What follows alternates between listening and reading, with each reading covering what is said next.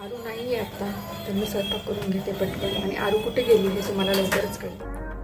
तर मी आत्ता कांदा कापून घेत आहे आणि कढईत तेल गरम करून त्यात कांदा लाल परतून घेतला आहे आणि अंडी सोडून घेतलेली आहेत वाटीमध्ये.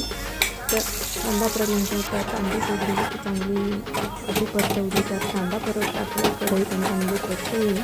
चांगलं छान लाल असं हे करून असं भाजून घेतलेलं आहे. तर थोडंसं तेल टाकलेलं आहे आणि त्यात मी आता टाकणार आहे जिरे, मोहरी, हळद, मीठ, तिखट आणि थोडंसं लसूण खोबरं आणि 2 मिरच्या असं मी त्यात सर्व काही टाकणार आहे.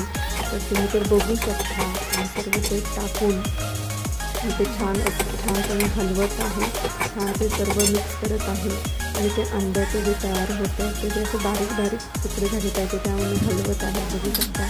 आणि हळद, लाल तिखट सर्व काही मी त्यात टाकलेलं आहे आणि वरून आता मी टाकत आहे.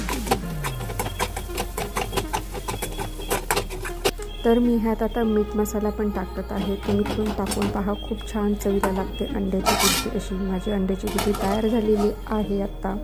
आणि भाकरी टम फुगली की माझी आजी म्हणायची खूप रागाची आहे पोरगी बाबा ही, असं म्हणून स्वयंपाक करून झालेला आहे.